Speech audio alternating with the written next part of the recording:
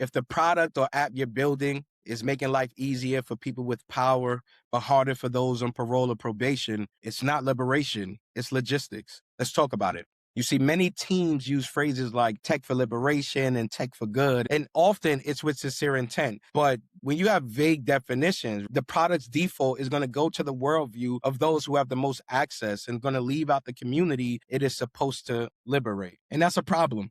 So let's talk about who the user really is. It's someone with stable housing, flexible time, reliable transportation, clean documentation, and a life that isn't constantly audited. And that's where the confusion shows up because liberation becomes language for branding and marketing materials, while the marginalized user experience has more friction, more surveillance, and even penalties for just being a human being.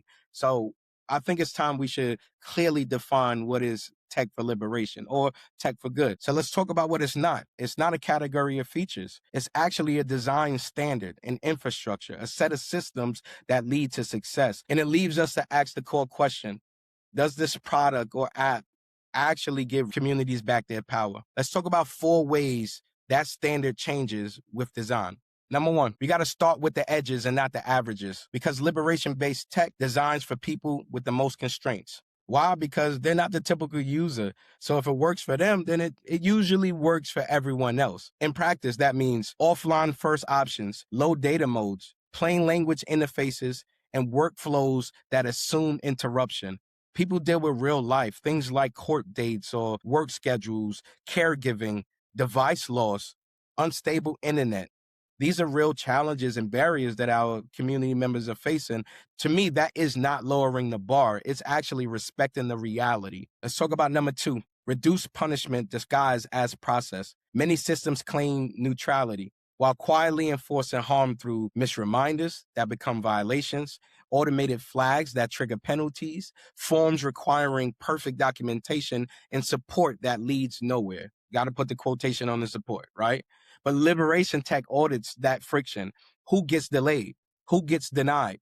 Who gets escalated? So let's think about it, because if mistakes are expensive for users, they're cheap for institutions. And that's not empowerment. That's not liberation. That's not freedom. That's not tech for good. That is tech. Let's go to number 3. Treat data as power, not just information. I believe that data is currency.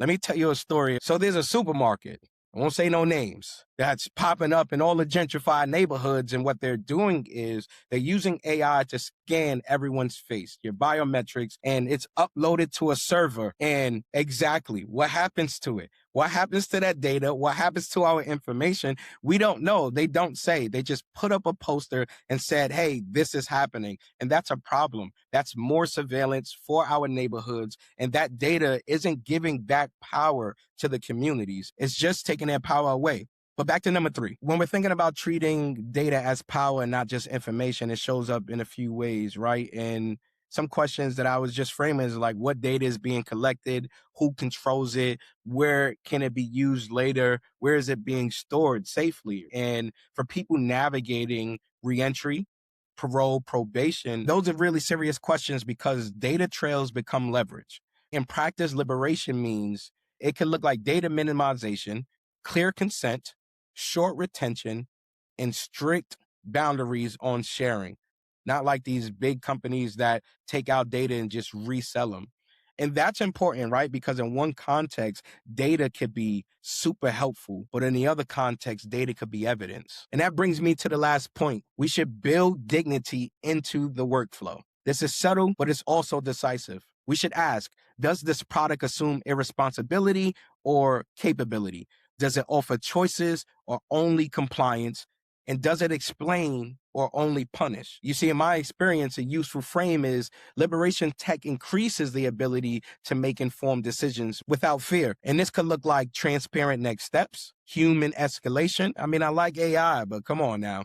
I would like some human interaction from time to time, and also language that doesn't shame people. And we really got to do better with these real terms and conditions, right? And the truth is always avoided. Tech for liberation isn't just a value or some brand in language. It's measurable. In my experience, you can see it in the outcomes and you see it in the genius of everyone's lived experience. And it's not just held within a mission statement. We got to live it. I read somewhere in one of my leadership cohorts that empathy without action is just sympathy.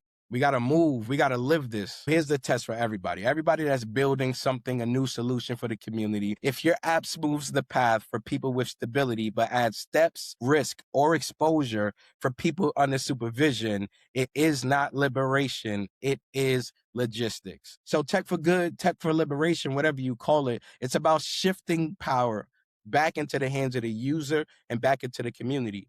So what are you building?